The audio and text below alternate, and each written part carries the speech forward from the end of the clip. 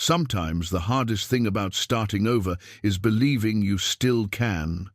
At 62, Dory Callen had lost her marriage, her home, and most of her hope. Then a grandmother she barely knew left her a rocky farm on an Appalachian ridge. Locals laughed. They said the land was worthless and she was foolish to stay. But Dory had nothing left to lose. With a borrowed mule, a torn tent, and an old garden planner, she planted cabbage, turnips, and whatever faith she had left. Then her shovel hit something strange. Beneath the soil sat a glowing, egg-shaped object that no one could explain. Was it a rare mineral, a buried secret, or something far older than the mountain? What would you do if the land everyone doubted suddenly revealed the impossible? Before we jump back in, tell us where you're tuning in from. And if this story touches you, make sure you're subscribed, because tomorrow I've saved something extra special for you. Dory Callen had spent 32 years as an accountant for a manufacturing company in Charlotte.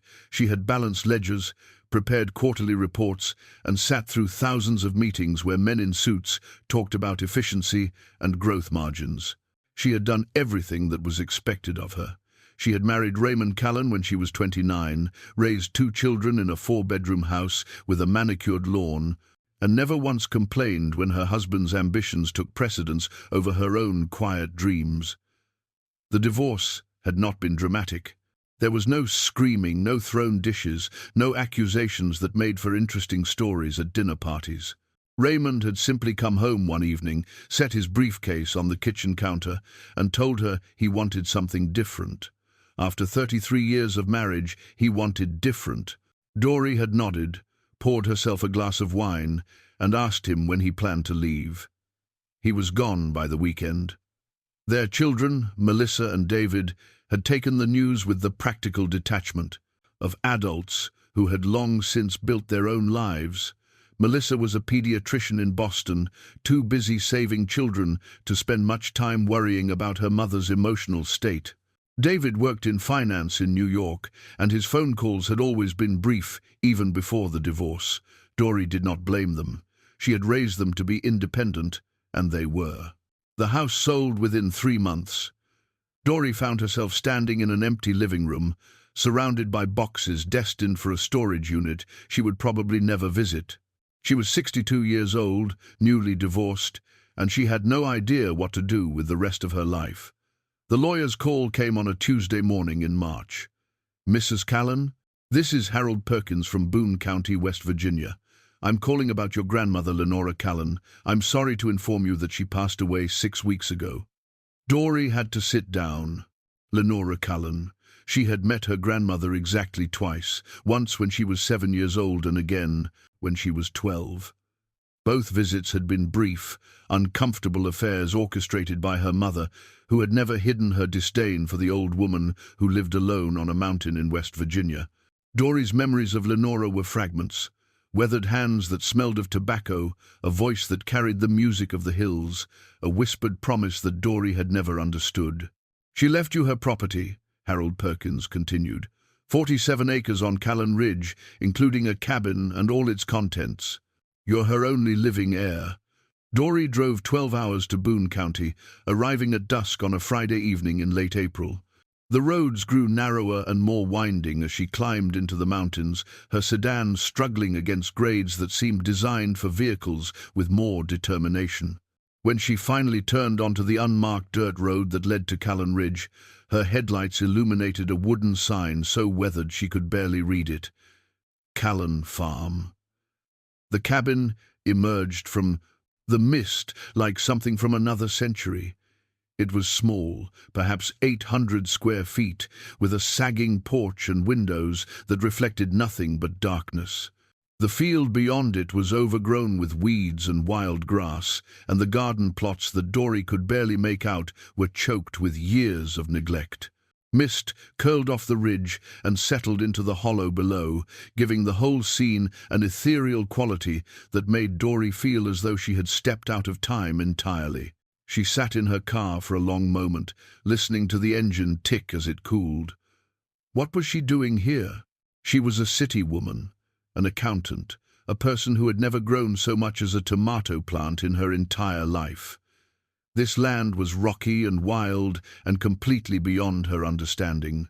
The sensible thing to do would be to sign the papers, sell the property to whoever would take it, and return to Charlotte to figure out what kind of apartment a 62-year-old divorced woman could afford. But something kept her sitting there, staring at that cabin in the fading light. Maybe it was the memory of her grandmother's voice, low and musical, whispering words she could not quite recall. Maybe it was the simple fact that she had nowhere else to go and nothing else to do. Or maybe it was something in the land itself, calling to her in a language she did not yet know how to speak. She got out of the car and walked to the porch. The next morning, Dory met Vernon Shipley. He was 70 years old, with a face like worn leather and hands that had spent a lifetime working the soil. He farmed the adjacent hollow, he explained, had been neighbors with Lenora for nearly 50 years. He had been the one to find her body when she did not answer her phone for 3 days straight. Heart gave out, Vernon said, accepting the cup of instant coffee Dory had managed to make on the ancient stove. She was 91 years old, still working her garden every day, right up to the end. Stubborn woman, never let anyone tell her what to do. I barely knew her, Dory admitted. My mother didn't like her. Vernon nodded slowly. Lenora wasn't an easy woman to like. She kept to herself, had her own ways of doing things. Folks in town thought she was strange, but she was good people, deep down, honest, loyal. She talked about you sometimes. She did. Said you were the only one in the family with any sense. Said she was waiting for you to find your way here. Dory did not know what to say to that. Vernon warned her about the land. The soil was full of rocks, he said, and the growing season was short. Nobody had farmed Callen Ridge successfully in 40 years. The last person to try had given up after 2 seasons and moved to Ohio. The smart thing to do, Vernon suggested gently, would be to sell the property and use the money to start fresh somewhere easier. But Dory had heard the word smart applied to other people's decisions her entire life. Smart was staying in a marriage that made her invisible.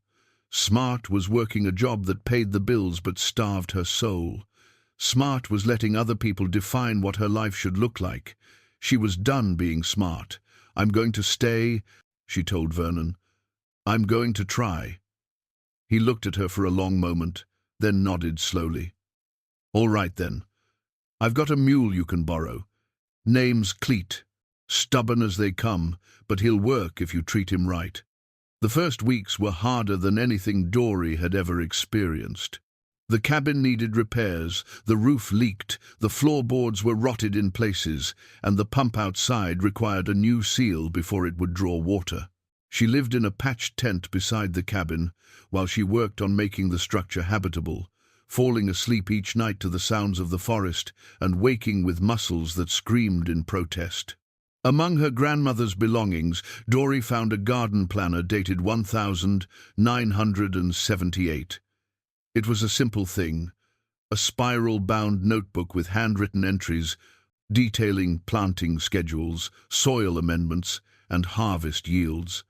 Lenora's handwriting was cramped but precise, and as Dory paged through the planner, she felt something stir in her chest. This was her grandmother's voice, preserved in ink and paper, speaking to her across the decades. She also found an envelope, sealed and addressed to her in Lenora's handwriting. Dory held it for a long time, running her fingers over the paper, but she did not open it. She was not ready. Not yet. The general store in town was run by a man named Harlan Birch. He was in his 60s, with silver hair and sharp eyes that assessed Dory the moment she walked through the door.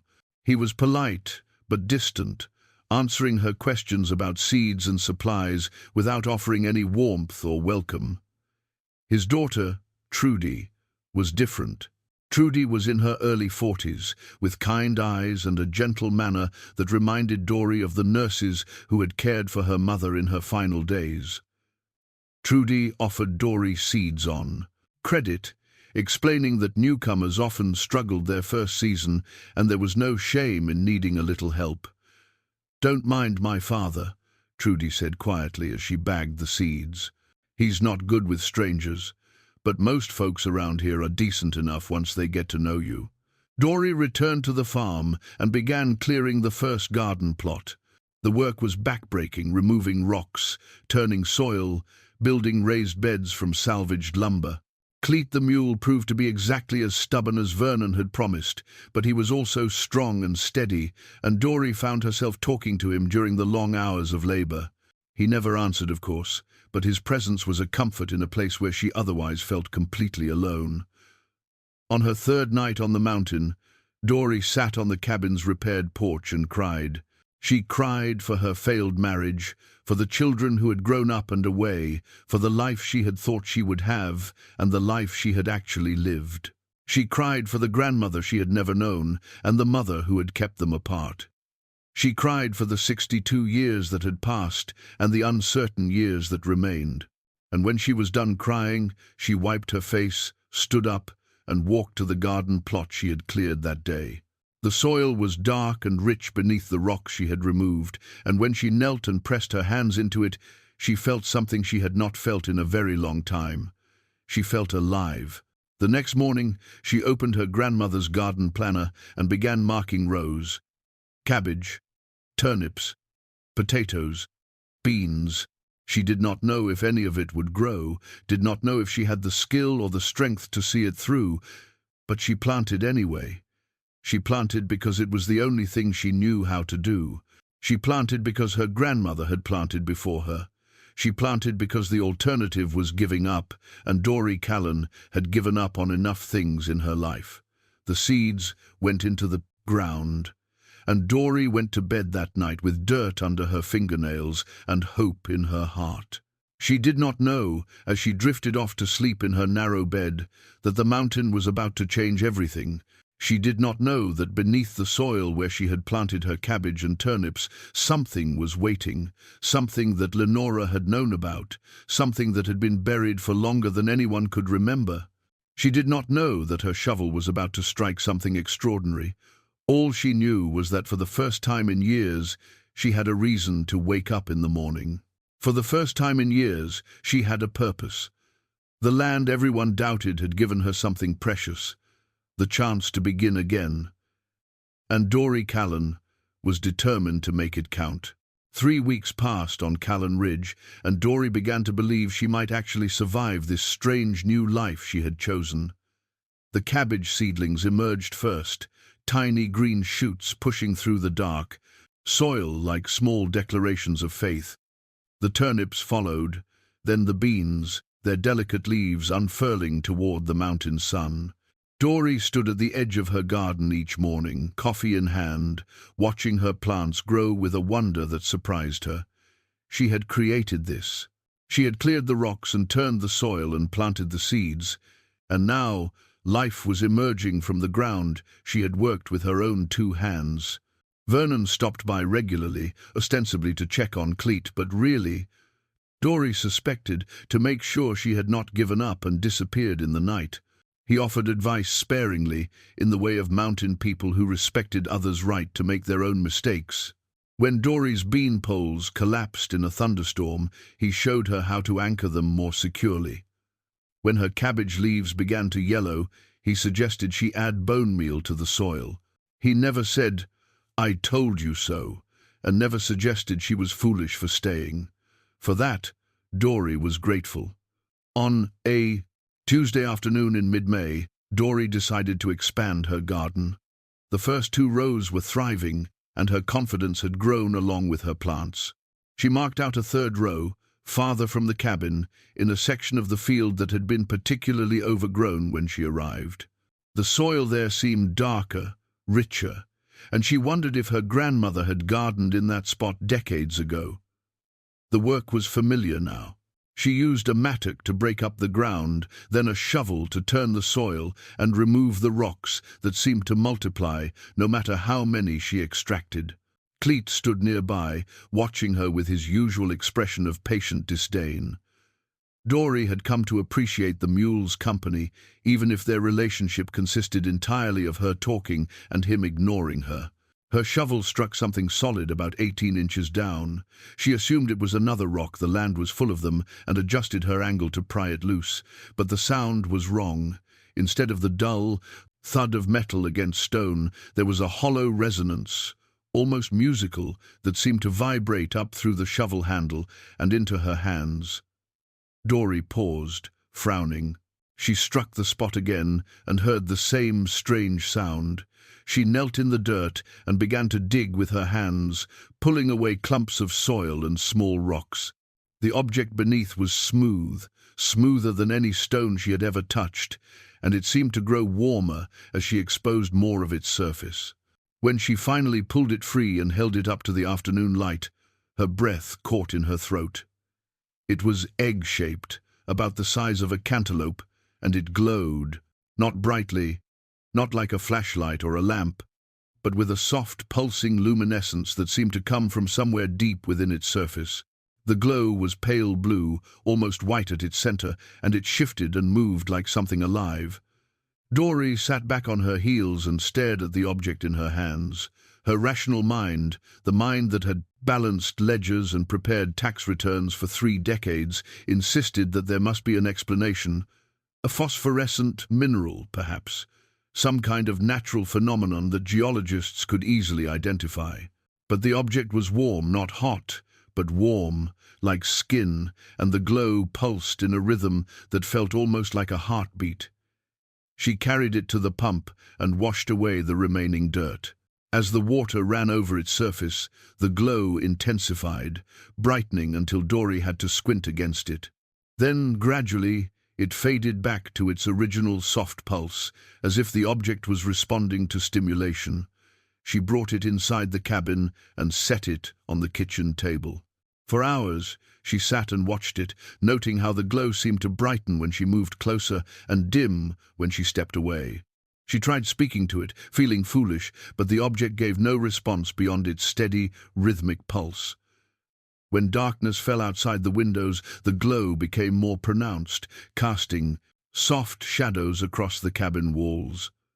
Dory did not sleep that night. She sat in her grandmother's rocking chair, watching the object on the table, her mind racing through possibilities. By morning, she had come to no conclusions, only questions. She wrapped the object in burlap and carried it down to the root cellar beneath the cabin, hiding it behind jars of preserves that Lenora had canned years ago, and that Dory had not yet had the heart to throw away. Vernon arrived mid-morning, and Dory nearly told him everything. The words were on her tongue, ready to spill out. "Vernon, I found something impossible," but she stopped herself. She did not know what she had found, did not know if it was dangerous or valuable or simply strange. Until she understood more, she decided, she would keep the secret to herself. "You look tired," Vernon observed, squinting at her face.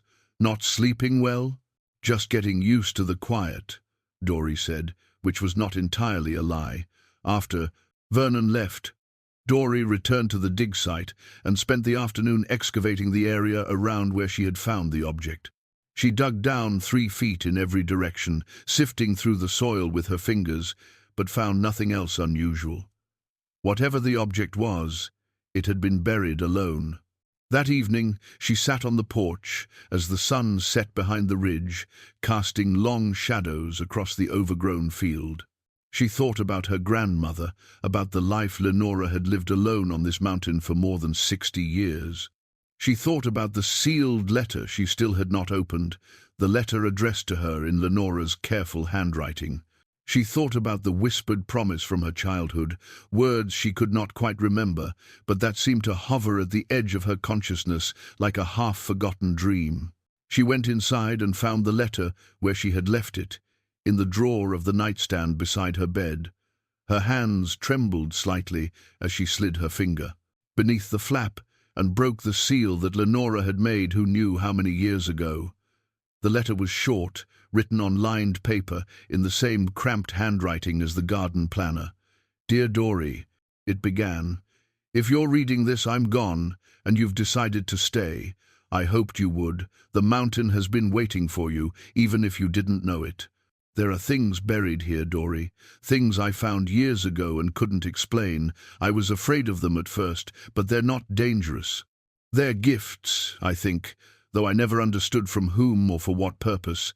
When you find them, you'll know what I couldn't tell you. The mountain chose you, just as it chose me. Guard what you discover. Don't let the wrong people take it. Trust your heart and trust the land. It will show you what you need to know.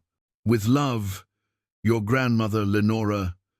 Dory read the letter 3 times, then set it down on the table beside the kerosene lamp. She walked to the root cellar, retrieved the glowing object from its hiding place, and brought it back up to the cabin. She set it on the table beside the letter and watched as its pale blue light pulsed steadily in the darkness. "What did you leave me, Grandma?" she whispered. The object gave no answer, but its glow seemed to brighten slightly, as if acknowledging her question. Outside, the mountain was silent except for the wind in the trees and the distant call of a whippoorwill. Dory Callen sat alone in her grandmother's cabin, holding a secret she did not understand, and wondered what other mysteries the mountain had yet to reveal. She did not know that the answers would come sooner than she expected. She did not know that she was not the only one interested in what lay beneath the rocky soil of Callen Ridge. And she did not know that her quiet life of cabbage and turnips was about to become something far more complicated than she had ever imagined. All she knew was that the land everyone doubted had given her more than a harvest. It had given her a mystery. 1 week passed since Dory had pulled the glowing object from the earth, and she had told no one. She kept it hidden in different places each day, moving it from the root cellar to the bedroom closet to a hollow beneath a loose floorboard that she had discovered while making repairs. At night, she brought it out and sat with it at the kitchen table, watching its pale blue pulse and trying to make sense of what she had found. She noted patterns in her grandmother's garden planner, repurposing the old notebook as a journal. The glow brightened around midnight and faded at dawn. It intensified when she touched its surface and dimmed when she set it down. It seemed to respond to her presence in ways she could not explain but could not deny. Her garden continued to thrive, and this troubled her. The seedlings were growing faster than they should, their leaves larger and greener than any she had seen in the gardening books she had borrowed from the county library. Vernon commented on it when he stopped by, shaking his head in wonder. "Must be beginner's luck," he said, examining a cabbage plant that had nearly doubled in size over the past week. Or maybe Lenora's soil amendments finally kicked in. She was always experimenting with compost. Dory nodded and said nothing about the glowing object hidden beneath her bedroom floor. She searched the cabin methodically, looking for more clues about what her grandmother had known. Lenora's belongings were sparse but telling: practical clothes worn soft with use, shelves of canned goods and dried herbs, a shotgun mounted above the door that had been cleaned and oiled recently. There were photographs on the walls, faded images of people Dory did not recognize, and a single portrait of a young woman with dark hair and serious eyes that Dory realized, with a start, was her grandmother as a young woman. Beneath a loose floorboard in the bedroom, a different loose floorboard than the one where she sometimes hid the object, Dory found a leather-bound journal. It was old, its cover cracked and worn, and when she opened it, she found pages filled with her grandmother's handwriting, spanning nearly 3 decades, from 1952 to 1979. She read for hours, curled up in the rocking chair, while rain pattered against the cabin windows. Lenora's early entries were mundane: planting schedules, weather observations, notes about livestock and neighbors. But as the years progressed, the entries grew stranger. She wrote of lights on the mountain that moved against the wind. She described humming sounds that seemed to come from beneath the ground. She mentioned objects that appeared and disappeared without explanation, things that glowed in the darkness and seemed to pulse with their own inner life. One entry, dated August 1964, made Dory's heart race. "Found another singing stone today," Lenora had written. "This one was in the garden plot near the big oak. Smaller than the first, shaped different. I held it for an hour, feeling it hum against my palms. Part of me wanted to take it to town, show someone, prove I'm not crazy. But who would believe me? They already think I'm touched. I buried it back where I found it. Some secrets are meant to stay secrets." Dory set the journal down and pressed her hands against her face. Her grandmother had lived with this for decades, alone and misunderstood. The town had thought Lenora was eccentric at best, crazy at worst. Dory's own mother had refused to visit, had spoken of Lenora with a mixture of pity and embarrassment. But Lenora had not been crazy. She had been protecting something. She had been keeping a secret that no one would have believed, even if she had tried to share it. Dory felt a wave of grief wash over her, not for the grandmother she had lost, but for the grandmother she had never been allowed to know. They could have shared this. They could have puzzled over the mysteries together, two women, bound by blood and by the strange gifts of this mountain. But her mother's fear and disapproval had kept them apart, and now Lenora was gone, and Dory was left to figure this out alone. She read more of the journal, searching for answers, but found mostly questions.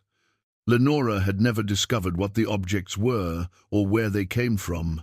She had theories, some scientific, some spiritual, some that blended the two in ways that made Dory's logical mind uneasy, but no certainties.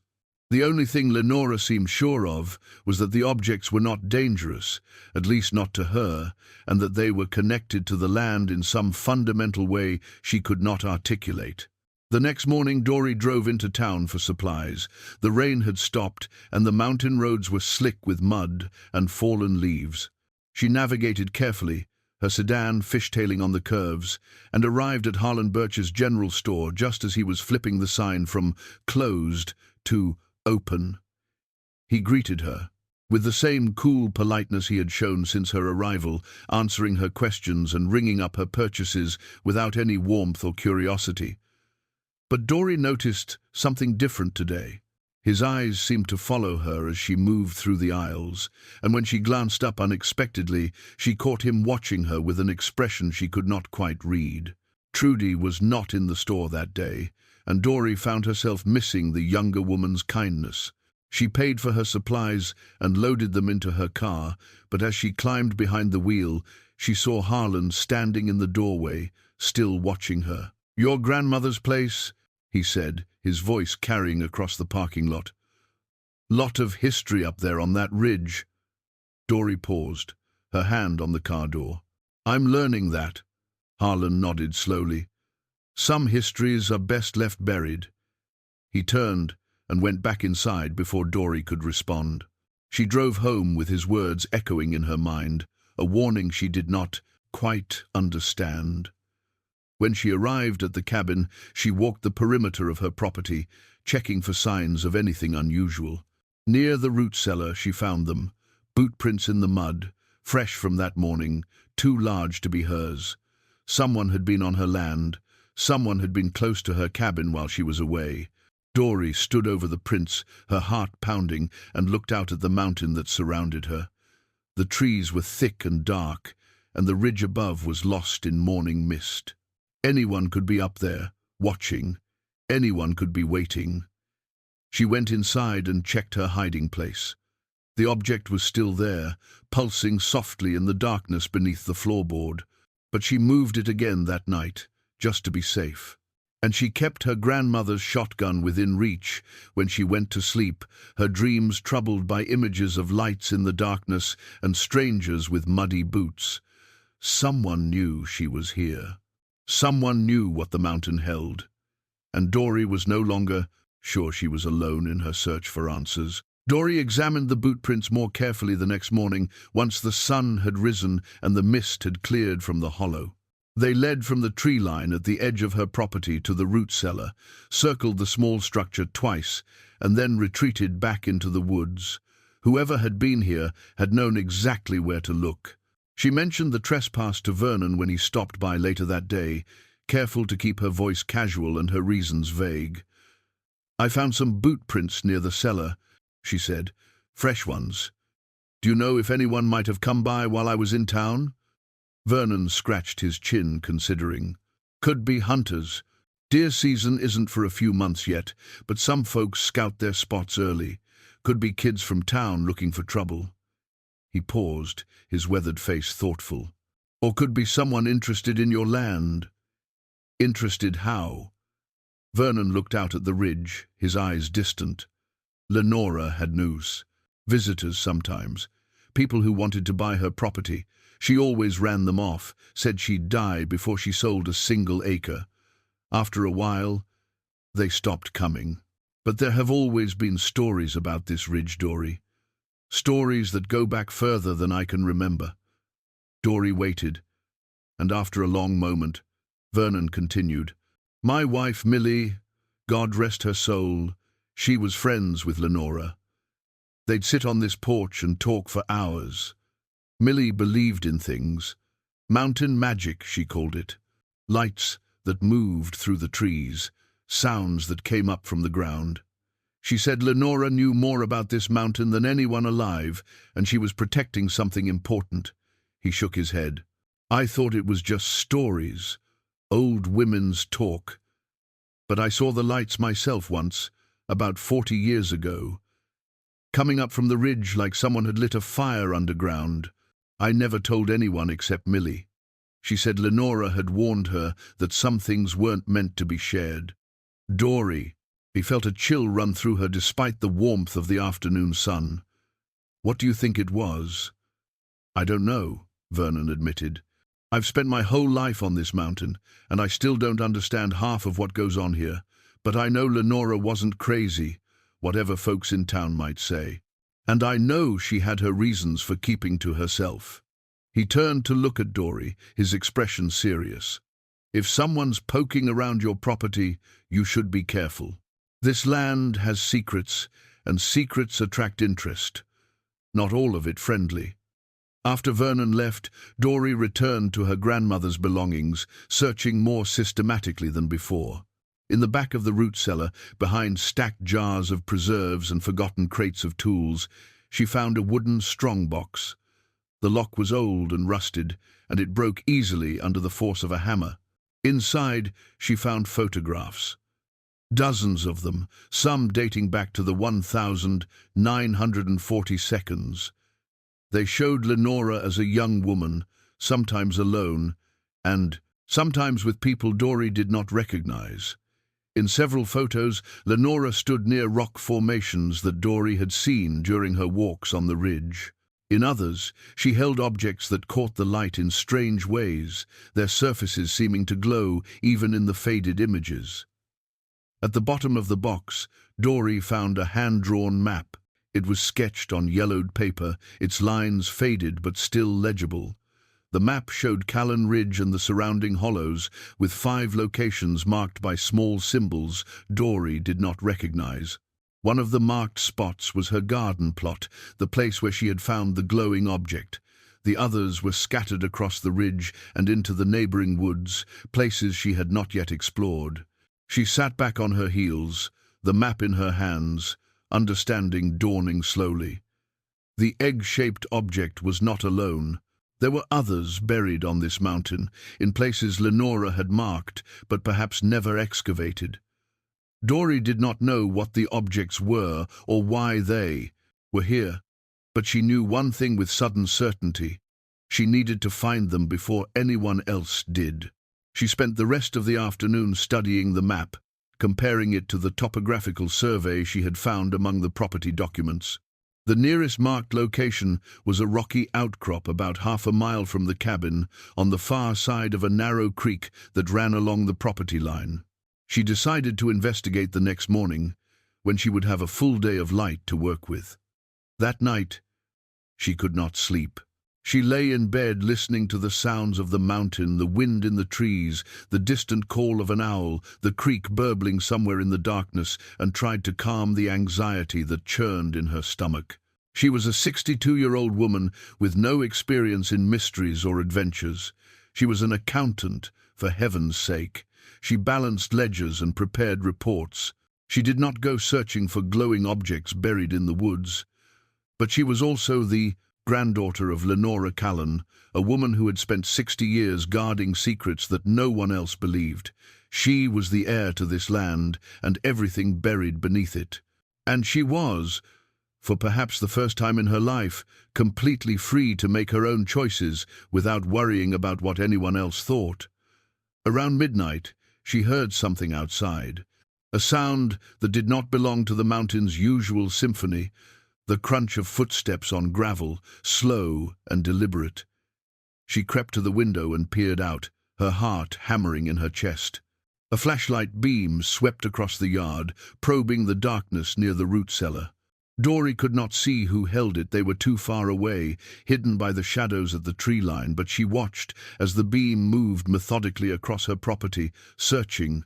It paused near the garden plot where she had found the object, lingered there for a long moment, then continued its sweep toward the cabin. Dory stepped back from the window, her back pressed against the wall. She did not turn on any lights, did not make any sound. She simply waited, barely breathing, as the flashlight beam crossed her windows and moved on. After what felt like hours, the light disappeared into the woods. Dory stayed where she was, her grandmother's shotgun across her lap, until dawn began to lighten the sky outside. Only then did she allow herself to relax, to acknowledge the fear that had held her frozen through the long hours of the night. Someone was watching her. Someone knew about the objects on this mountain, and Dory Callen was running out of time to understand what she had inherited before someone tried to take it away. The morning after the flashlight incident, Dory woke with a resolve that surprised her. She was tired of being afraid, tired of hiding and waiting for someone else to make the next move. If there were more objects buried on this mountain, she needed to find them. She needed to understand what her grandmother had spent a lifetime protecting. She packed a canvas bag with supplies, water, a trowel, the hand-drawn map, and her grandmother's journal, and set off toward the nearest marked location. The terrain was rougher than she had expected, thick with underbrush and tangled roots that grabbed at her boots. But the path, overgrown as it was, showed signs of old foot traffic. Someone had walked this way before, many times, wearing a trail into the mountainside that nature had not quite managed to reclaim. The rocky outcrop was hidden by a stand of hemlocks, their branches forming a natural screen that concealed the formation from casual view. Dory pushed through the brush and found herself standing before a shallow cave, its entrance barely 3 feet high. She knelt and peered inside, her flashlight beam cutting through the darkness. The cave went back perhaps 10 feet, narrowing as it receded into the mountain. At the rear, partially buried under loose shale, something caught the light in, a way that stone should not. It took her nearly an hour to excavate the second object. This one was different from the first, smaller, cube-shaped, with edges that were sharp and precise rather than smooth. And where the egg stone was warm to the touch, this cube was cold, almost painfully so, as if it had been stored in a freezer rather than buried in the earth. Its surface was inscribed with geometric patterns that seemed almost mathematical in their precision, lines and angles that formed shapes Dory did not recognize. She carried it back to the cabin, her arms aching from the weight of it despite its small size. She set it on the table beside the eggstone and watched what happened. The reaction was immediate. The eggstone's glow, which had been pulsing at its usual steady rhythm, began to accelerate, brightening with each pulse. The cube vibrated slightly, a tremor so faint Dory could barely feel it through the table's surface. When she touched them both at the same time, one hand on each object, she felt something like an electrical current pass between them, not painful, but startling, a connection that made the hairs on her arms stand up. She stepped back, breathing hard, and watched as the objects slowly returned to their resting states. The eggstone pulsing softly, the cube sitting cold and still. They were meant to go together, she realized. They were parts of something larger, a system she did not understand. Dory began documenting everything. She took photographs with the disposable camera she had bought at Harlan's store, made sketches in her notebook, recorded observations at different times of day and night. She approached the mystery the way she had approached her work as an accountant, methodically, systematically, one detail at a time. If she could not understand what the objects were, she could at least record what they did. Trudy Birch visited unexpectedly that afternoon, arriving in a battered pickup truck with a basket of baked goods balanced on the passenger seat. Dory barely had time to hide the objects before she heard the knock at the door. "Thought you might be getting tired of your own cooking," Trudy said, offering the basket with a smile. "Mountain living can get lonely. Sometimes it helps to have a friendly face stop by." Dory accepted the gift and invited Trudy inside for coffee. They sat at the kitchen table, the same table where the objects had sat just minutes before, and talked about small things. The weather, the garden, the challenges of living so far from town. Trudy was easy to talk to, her manner warm and unassuming, and Dory found herself relaxing despite her anxiety. But there was something beneath the surface of Trudy's visit, a tension that Dory could not quite identify. And when Trudy brought up her father, the tension became clearer. "Daddy's been asking about your land," Trudy said, her eyes fixed on her coffee cup. "He mentioned he might make an offer. I just wanted you to know, in case he approaches you, that you don't have to sell. The Callen land belongs to you, and nobody can force you to give it up." "I appreciate you telling me," Dory said carefully. "Does your father make a habit of buying up property in the area?" Trudy hesitated. "He's done well for himself over the years. Land and mineral rights, mostly.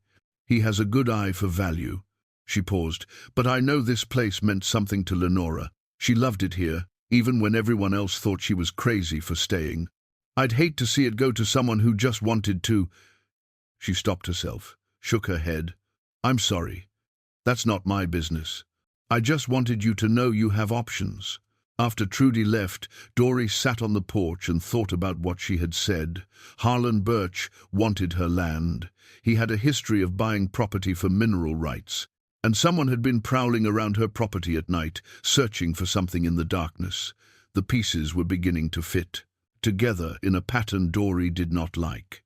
She returned to her grandmother's journal, searching for any mention of the Birch family. She found it in an entry dated June 1978, just a few months before the journal ended. "Herman Birch came by today," Lenora had written. "Brought his son Harlan with him, a young man with cold eyes. They wanted to buy the ridge, said they'd pay double the market value. I told them no."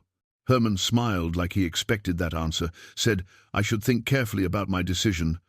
I don't trust him. The way he looked at this land, the way he asked questions about the geological formations, he knows something, or suspects it. I need to be more careful." Dory read the entry twice, her hands trembling slightly. Herman Birch Harlan's father had known about the objects, or at least suspected their existence. The Birch family had been watching this land for nearly 50 years, waiting for their opportunity. And now Lenora was dead, and Dory was the only thing standing between them and whatever they wanted. She walked to the edge of her garden, where her cabbage and turnips were thriving beyond all expectation.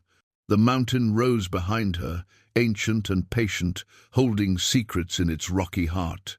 She had come here to start over, to find peace in the aftermath of her broken life. But peace, it seemed, was not what the mountain had in store. Dory Callen had inherited more than land and a cabin. She had inherited a battle that had been waiting decades to be fought. Dory spent the next several days researching Emmett Folk. The county library was small, occupying a single room in the basement of the town hall, but it had a decent collection of local newspapers archived on microfiche. Dory scrolled through years of faded headlines until she found what she was looking for. Articles from 1978 about a state university geologist who had disappeared while conducting field research in Boone County.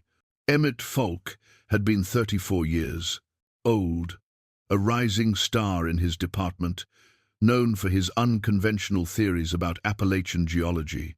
He had come to the area to study what he called anomalous mineral formations, readings on his equipment that defied explanation. The articles quoted colleagues who called his work promising, even revolutionary. Then, one October evening, Falk failed to return from a solo expedition on the ridge. His car was found abandoned on a forest road. His body was never recovered. The investigation had lasted less than a year before going cold. Some speculated he had fallen into a ravine. Others suggested he had simply walked away from his life, overwhelmed by the pressures of academia. A few whispered darker theories, foul play, secrets worth killing for but without evidence. The case had simply faded away. Dory read every article twice, then returned to her grandmother's belongings with new purpose. She found Falk's field notebook hidden at the bottom of a wooden chest, wrapped in oilcloth as if Lenora had wanted to protect it from the elements.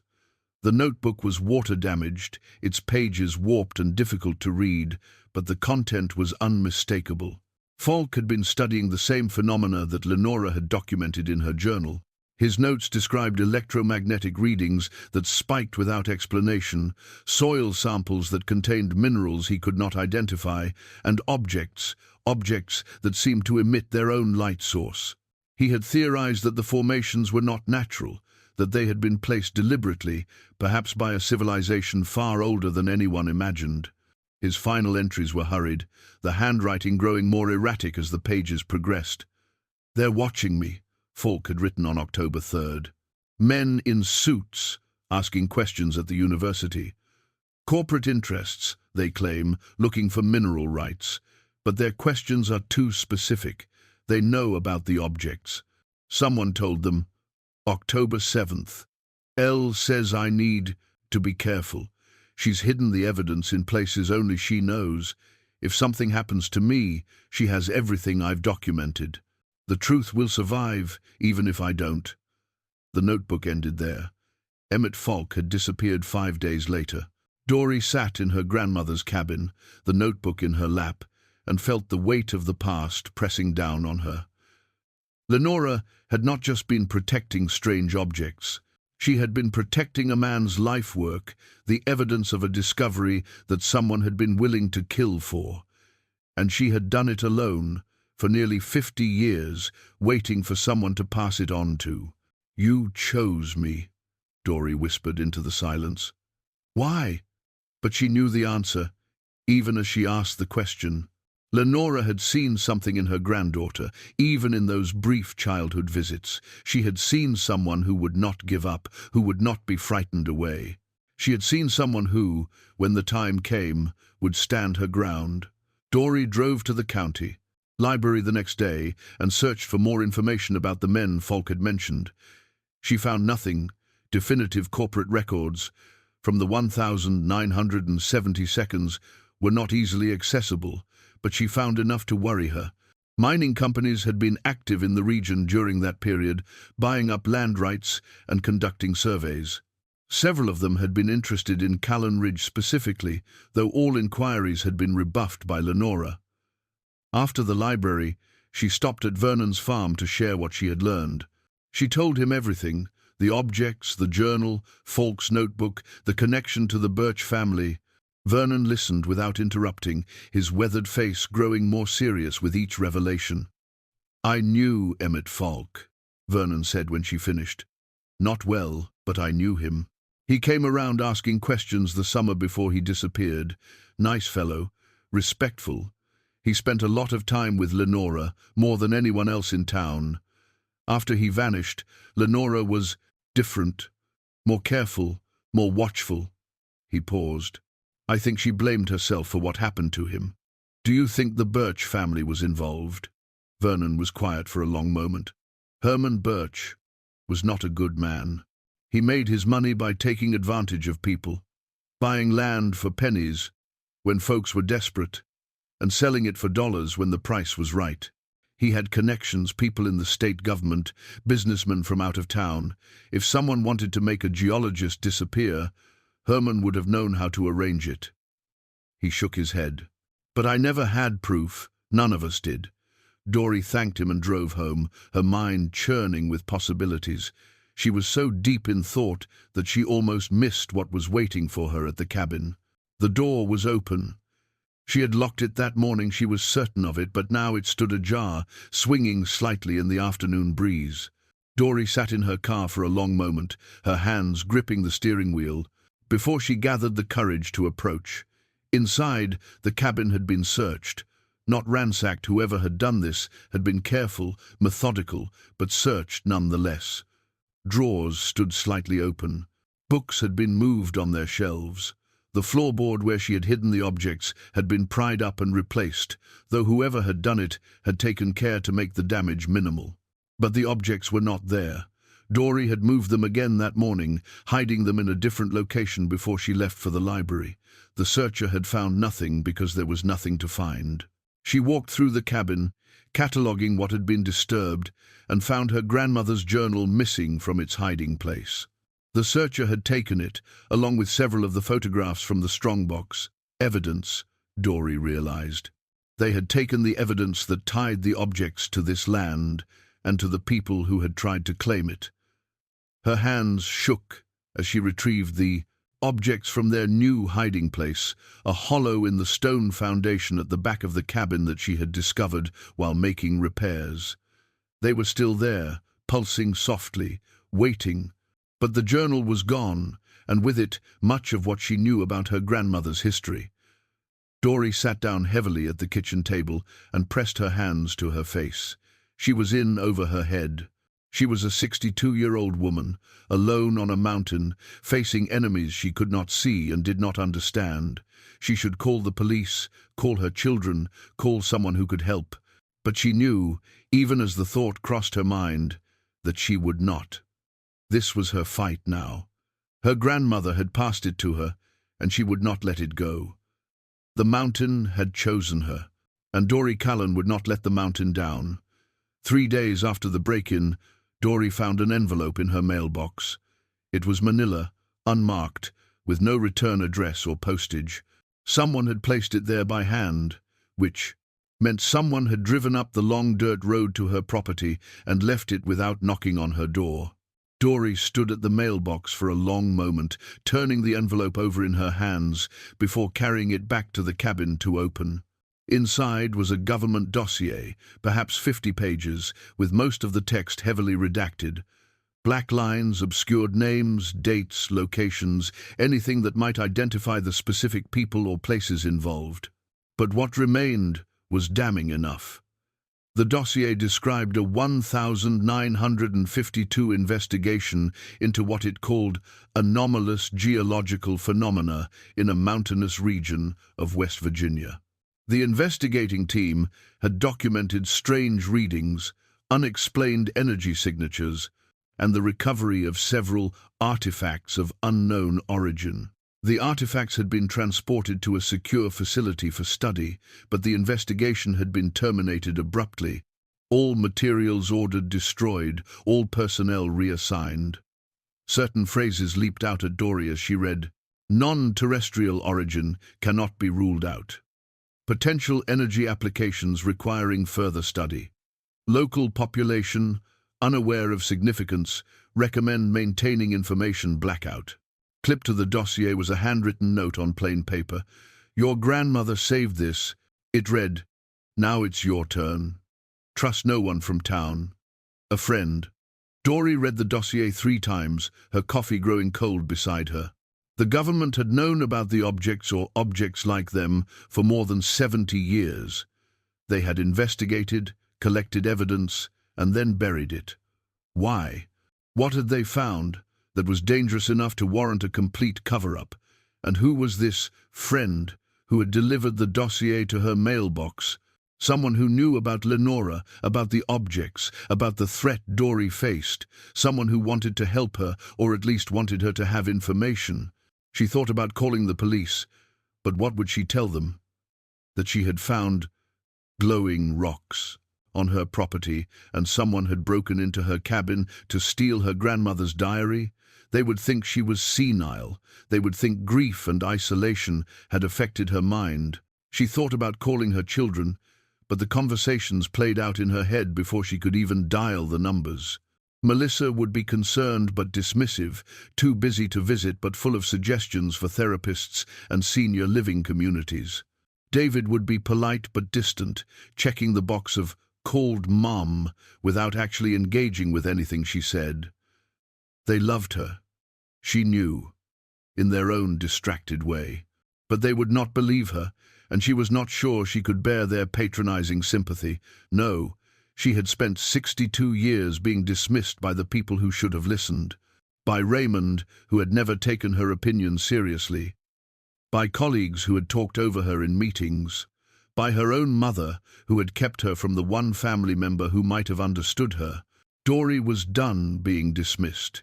She drove to Vernon's farm that evening, the dossier tucked under her arm, and told him everything. Not just the summary she had shared before, but everything.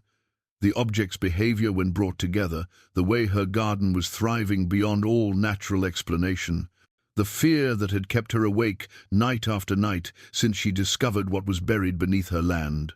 And she showed him the egg stone, pulling it from the canvas bag where she had carried it, letting its pale blue glow illuminate the evening shadows of Vernon's porch.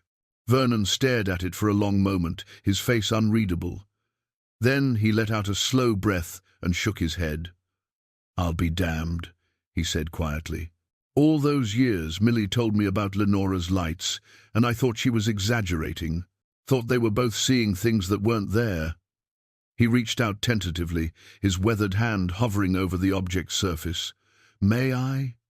Dory nodded, and Vernon touched the egg stone.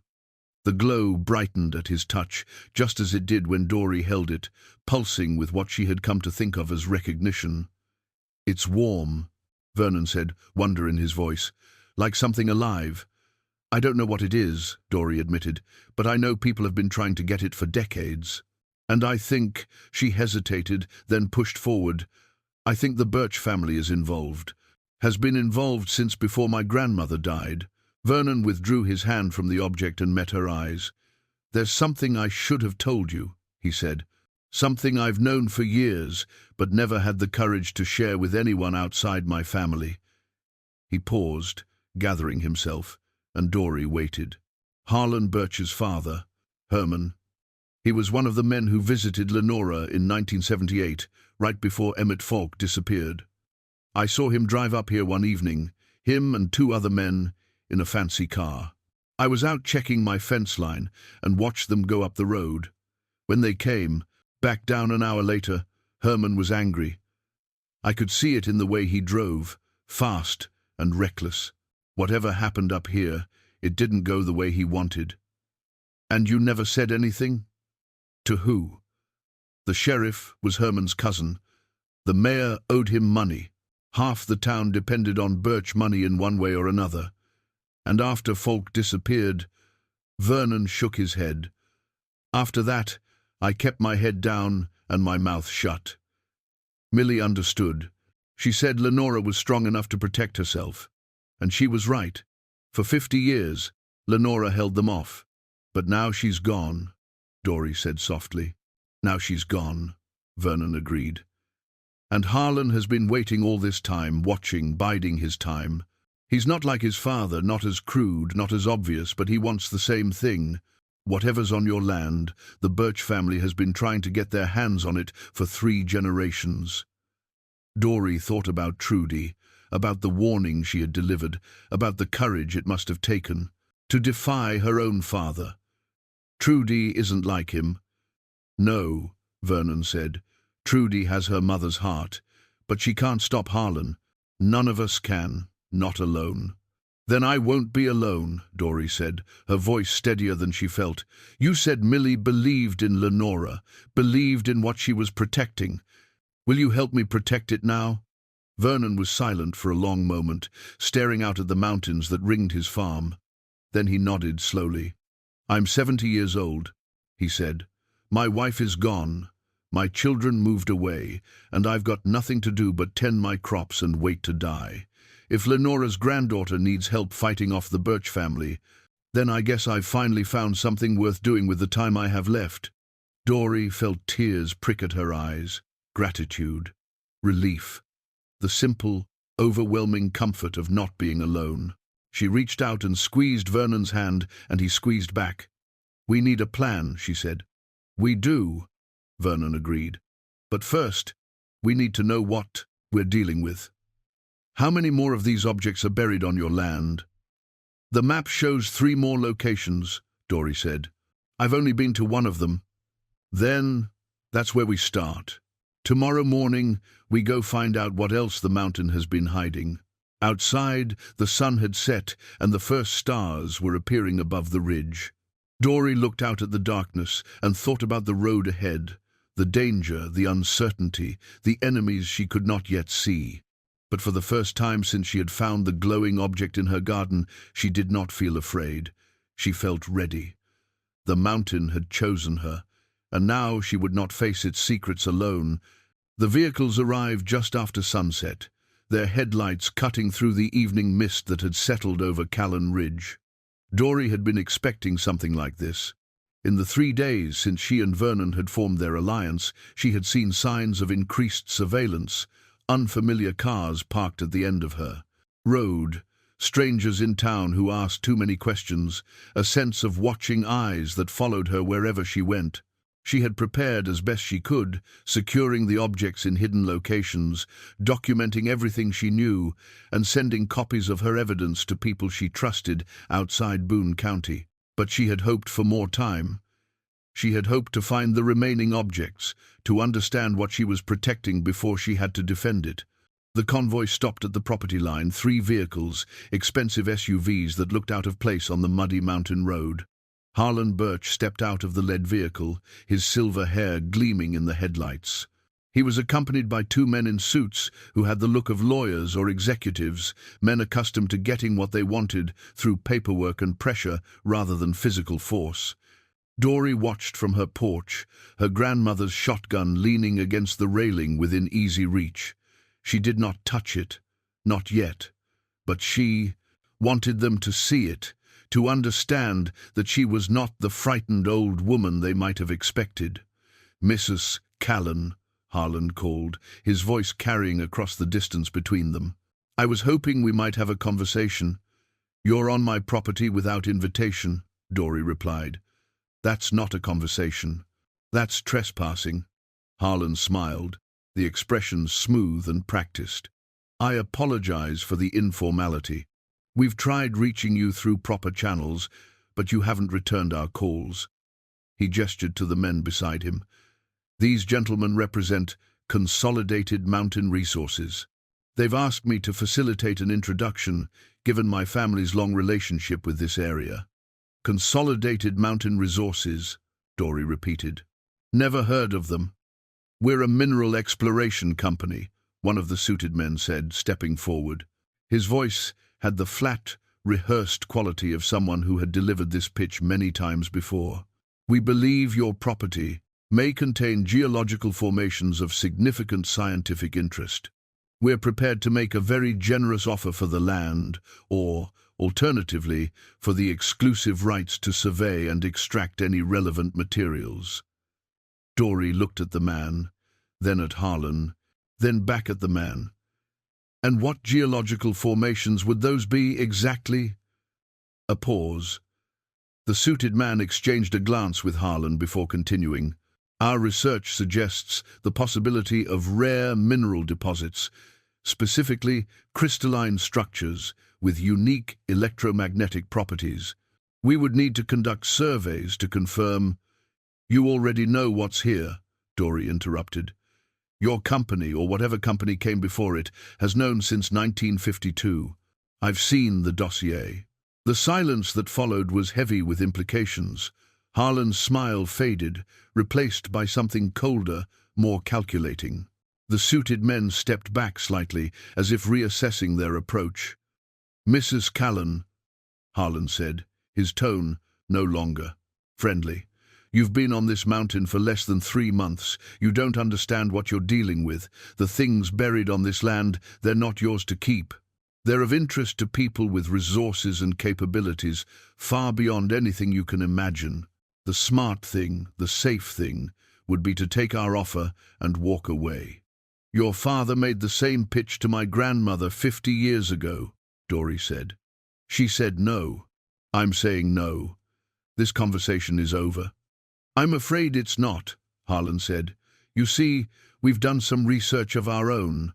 Your finances aren't what they used to be, not after the divorce. Your children rarely call. You're isolated, Mrs. Callen, and you're vulnerable. If we can't come to an agreement, we'll be forced to explore other options. Legal options, perhaps. A competency hearing, questions about your mental state. An elderly woman alone on a mountain, talking about glowing rocks and government conspiracies. He spread his hands. The sympathetic judge might decide you need protection from yourself. The threat hung in the air between them, ugly and unmistakable. Dory felt her anger rise, hot and bright, pushing aside the fear that had been her constant companion since this all began. "Get off my land," she said, her voice steady. "Now," Harlan shrugged. "Think about what I've said. We'll be in touch." The vehicles backed down the road and disappeared into the darkness. Dory stood on her porch for a long time after they were gone, listening to the mountain's nighttime sounds and trying to slow her racing heart. Vernon arrived within the hour, having seen the headlights from his farm. She told him what had happened, what Harlan had said, what he had threatened. Vernon listened with a darkening expression, his hands clenching and unclenching at his sides. "Competency hearing," he muttered. "That's Herman's old playbook. He used the same trick to take land from the Holcomb family back in 72, got old Marvin, declared unfit, and bought the property from his nephew for 1/10 of its value." He shook his head. "We can't let them do that to you." "We won't," Dory said, though she was not sure how they would stop it. They spent the night fortifying the cabin, checking locks, positioning supplies, planning escape routes if things went badly. Dory retrieved her grandmother's shotgun and cleaned it carefully, checking the mechanism, loading it with shells from a box she had found in Lenora's bedroom closet. She had never fired a weapon in her life, but she had watched Vernon demonstrate the basics, and she was determined to be ready if necessary. "I don't want to hurt anyone," she told Vernon as she worked. "That's not who I am." "Nobody's asking you to," Vernon replied. "But sometimes just showing you're willing to defend yourself is enough to make people think twice." Lenora understood that. She ran off more than one trespasser with that same shotgun over the years. In the early hours of the morning, a knock at the door made them both freeze. Vernon moved to the window, peering through the curtain, then relaxed. "It's Trudy," he said. Dory opened the door to find Trudy Birch standing on the porch, her face pale and her eyes red-rimmed as if she had been crying. She was carrying a folder stuffed with papers. "I'm sorry to come so late," Trudy said, "but I had to warn you. My father is planning to move against you, and soon." Dory ushered her inside and listened as Trudy explained what she had learned. Harlan had already begun the process of filing for an emergency guardianship petition, claiming that Dory was mentally unfit to manage her own affairs. He had hired a lawyer from Charleston, someone with connections to the state court system, someone who had done this sort of thing before. But that was not all. The men from Consolidated Mountain Resources were not just businessmen. Trudy had found documents in her father's office, shell company registrations, financial transfers, communications that suggested Consolidated was a front for something larger and more powerful than a simple mining operation. "I don't know who they really are," Trudy admitted, "but they've been waiting for this land for a long time. My father is just their local contact, the person who keeps an eye on things and reports back. When your grandmother died—" She stopped, composing herself. "When your grandmother died, they knew their chance had finally come." Dory took the folder and paged through its contents. Legal documents, corporate filings, copies of communications between Harlan and people whose names she did not recognize. Evidence, hard and damning, of a conspiracy that stretched back decades. "Why are you helping me?" Dory asked. "He's your father." Trudy met her eyes. "Because my mother would have helped Lenora. Because what my father is doing is wrong, and I'm tired of pretending I don't see it. Because—" she paused, her voice catching. "Because everyone deserves the chance to stand their ground, even against their own family." Dory reached out and took Trudy's hand. "Thank you," she said. "Whatever happens, thank you." They worked through the night, organizing the evidence, making copies, preparing for the confrontation they all knew was coming. Vernon contacted his nephew, a lawyer in Charleston, and arranged for the documents to be delivered to him by morning. Dory wrote letters to Melissa and David, explaining everything, apologizing for the secrets she had kept, and asking them to look after each other if something happened to her.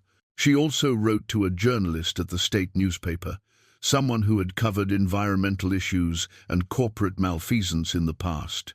If she could not stop what was coming, she would at least make sure the truth survived. As dawn began to lighten the sky, Dory stood on her porch and looked out at the land that had become her home.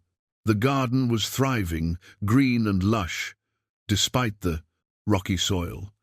The cabin stood solid behind her, repaired by her own hands. And beneath the earth, hidden in places only she knew, the objects waited mysterious, unexplained, but somehow connected to her in ways she did not yet understand. "I won't let them take it," she said softly, speaking to the mountain, to her grandmother's spirit, to whatever forces had brought her to this place and this moment. "I promise." The mountain did not answer. But as the first rays of sunlight touched the ridge, Dory felt something settle in her chest, a certainty, a resolve, a readiness she had never known before. The battle was coming, and Dory Callen would be ready to meet it. The second convoy arrived 2 nights later, and this time they did not stop at the property line. Dory heard the engines before she saw the lights, multiple vehicles approaching fast, their headlights bouncing off the trees as they navigated the rough road. She had time to call Vernon, to grab the canvas bag containing both objects, and to position herself at the front window before the first vehicle pulled into her yard. There were 4 SUVs this time, and the men who emerged from them were not wearing suits. They were dressed in tactical gear, dark clothing, boots, equipment belts, and they moved with the coordinated precision of professionals. Dory counted at least a dozen of them, fanning out around the cabin, taking positions behind vehicles and trees. Harlan Birch was there too, standing beside the lead vehicle with his arms crossed, watching the operation unfold with an expression of satisfied anticipation. A voice crackled through a bullhorn. "Dory Callen, this is a lawful seizure authorized by the Boone County Sheriff's Office. You are ordered to vacate the premises immediately and surrender any geological materials found on this property." Dory's heart was pounding, but her voice was steady when she shouted back. "I don't see any sheriff's deputies out there. I see private security on my land without my permission. That's not lawful, that's trespassing." A pause.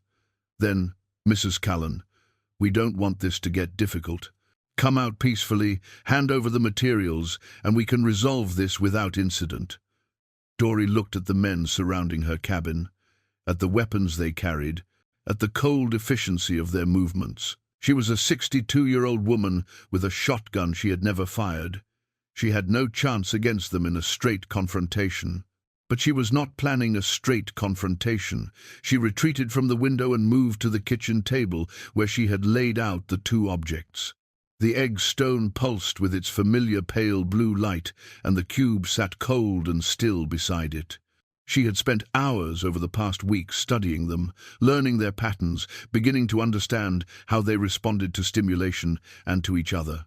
If there was ever a time to test her theories, it was now.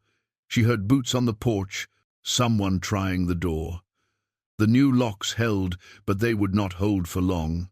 Through the window, she saw more men approaching from the back of the cabin, cutting off any hope of escape. Vernon should be here by now. She had called him 20 minutes ago, and his farm was only a 10-minute drive away. Where was he? A window shattered somewhere in the back of the cabin. Dory heard voices, footsteps in the bedroom. They were coming in. She grabbed both objects, one in each hand, and brought them together. The reaction was immediate and overwhelming. The glow from the eggstone intensified 100-fold, becoming a brilliant white light that filled the cabin and spilled out through every window and crack. The cube began to vibrate violently, emitting a harmonic tone that seemed to resonate in Dory's bones. And where the two objects touched, something happened that Dory had never seen before. A pillar of light erupted from the point of contact, shooting straight up through the cabin, roof, and into the night sky. It was not like any light Dory had ever experienced, warm rather than hot, substantial rather than ethereal, as if the light itself had weight and presence. The sound that accompanied it was not a roar but a chord, a complex harmony that seemed to contain 1,000 notes all played at once. The tactical team fell back, shielding their eyes, their formation dissolving into chaos. Dory heard shouts, curses, the crackle of radios as they tried to coordinate a response to something none of them had anticipated. Through the broken window, she saw one man's weapon spark and fail, its electronic components overwhelmed by whatever energy the objects were generating. She stepped onto the porch, the object still clasped in her hands, the pillar of light rising above her like a beacon. She could see for miles in every direction, the mountainside illuminated as if by daylight, every tree and rock and hollow revealed in perfect clarity. And coming up the road, she saw headlights. Not just Vernon's truck, but others behind it, pickups and sedans, a whole procession of vehicles climbing the ridge toward her cabin.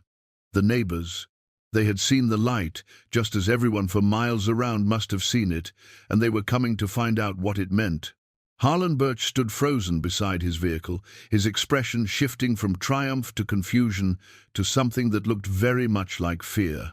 His carefully planned operation was unraveling before his eyes, and there was nothing he could do to stop it. Dory stood in the light and waited for what came next. The neighbors arrived in a wave of slamming doors and raised voices. Vernon was first, his old truck skidding to a stop at the edge of the yard. Behind him came others, farmers and shopkeepers and retired miners, people who had lived on this mountain their entire lives and had never seen anything like the pillar of light that rose from Dory Callen's cabin. They poured out of their vehicles with flashlights and hunting rifles, their faces illuminated by the strange glow, their expressions a mixture of awe and concern. They saw the tactical team, the men in dark clothing with their professional equipment and their weapons. They saw Harlan Birch standing beside his expensive SUV, his face pale in the unnatural light. And they understood, instantly and completely, what was happening. Vernon pushed through the crowd to stand beside Dory. "You all right?" he asked, his voice rough with emotion. "I'm all right," she said. The objects were still clasped in her hands, their light still blazing, but she could feel the intensity beginning to fade, the energy they had released slowly dissipating into the night air. One of the tactical team members stepped forward, speaking into his radio, but whatever orders he received made him hesitate. The arrival of the neighbors had changed the equation. This was no longer a quiet seizure that could be explained away or covered up. This was a public event, witnessed by dozens of people, and whatever happened next would be impossible to deny. "What is this?" someone called from the crowd. "What's going on here?" "Ask him," Dory said, pointing at Harlan. "Ask him why he sent armed men to my property in the middle of the night. Ask him what he's been trying to take from me." Harlan's face contorted. "This is a legal matter, a property dispute. These people are here to execute a lawful—" "There's nothing lawful about this," Vernon interrupted. "I know you, Harlan. I knew your father. This is the same thing Herman tried to do to the Holcomb family, the same thing he would have done to Lenora if she hadn't been strong enough to stop him. You think you can take whatever you want because you have money and connections. But this is Boone County, and we don't let outsiders run our people off their land. A murmur of agreement rippled through the crowd. Dory saw familiar faces: Trudy Birch, standing apart from her, father with tears streaming down her cheeks, the woman who ran the diner in town, a retired schoolteacher who had waved to Dory at the post office just last week. These were her neighbors, people she barely knew, and they had come to stand with her against a threat they did not fully understand. "Someone's recording this," a voice called out, and Dory saw the glow of phone screens throughout the crowd. The witnesses were documenting everything: the tactical team, the vehicles, the light, the confrontation. Whatever happened here tonight, there would be evidence.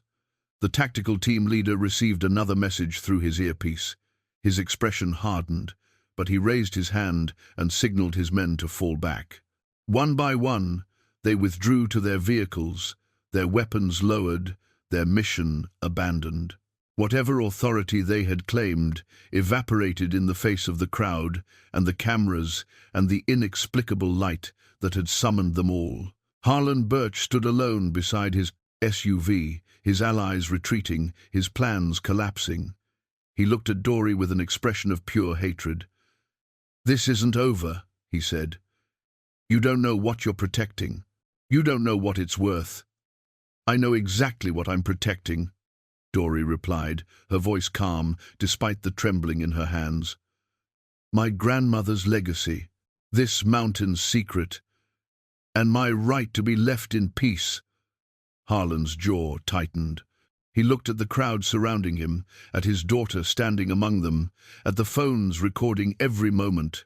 Then, without another word, he climbed into his vehicle and drove away, the rest of the convoy following behind.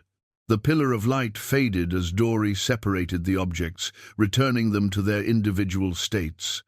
The egg stone pulsed softly, the cube sat cold and still, and the mountain night settled back into darkness. But the warmth remained not just from the objects, but from the people who surrounded her, asking questions she could not yet answer, offering help she had not expected.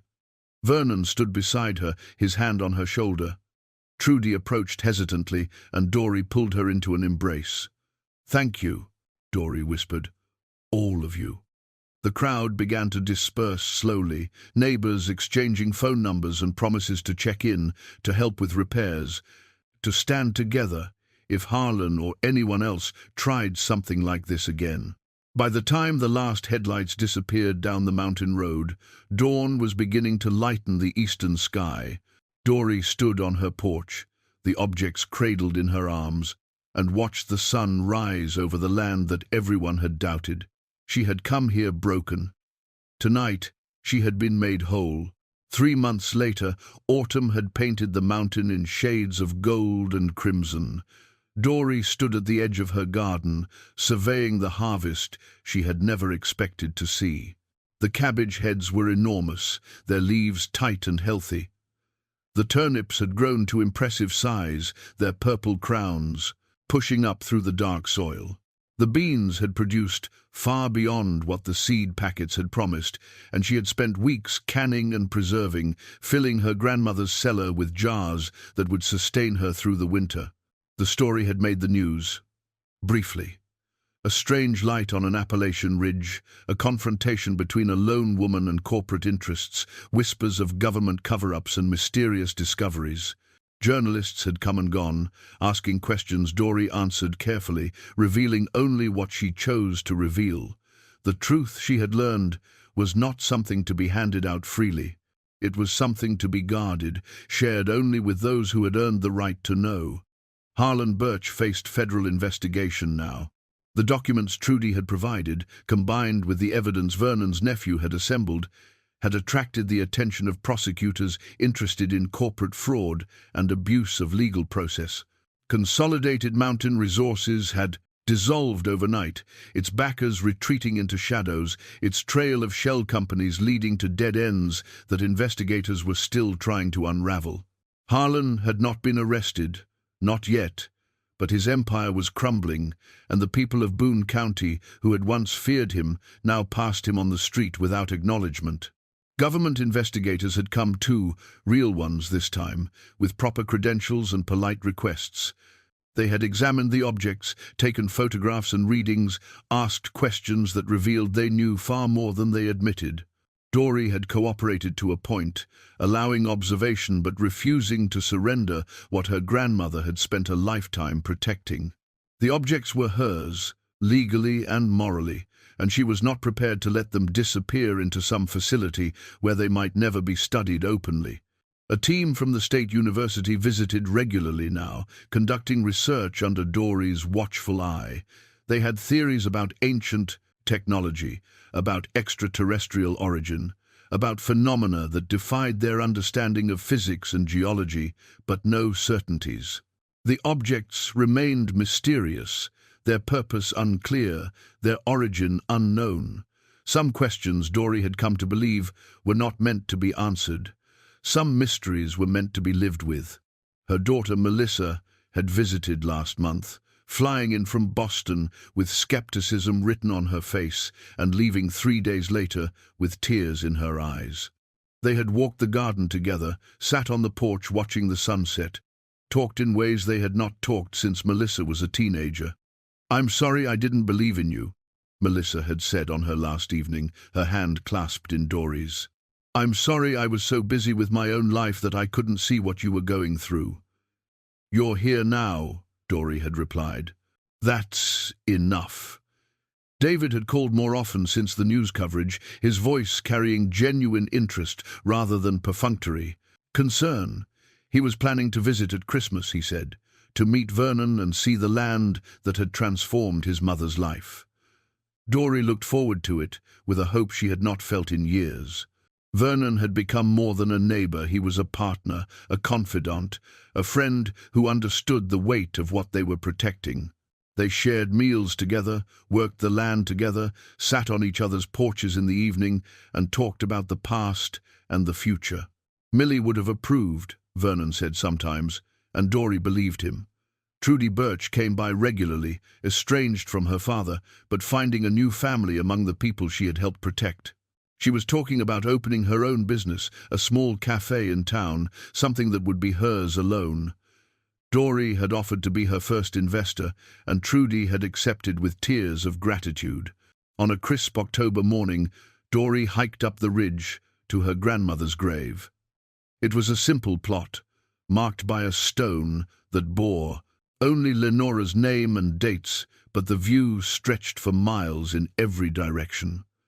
Dory placed fresh flowers on the grave and stood in silence for a long moment. "I understand now," she said finally, "why you stayed, why you protected this place, why you waited for someone to pass it on to." She paused, feeling the mountain breeze on her face, hearing the whisper of leaves in the trees below.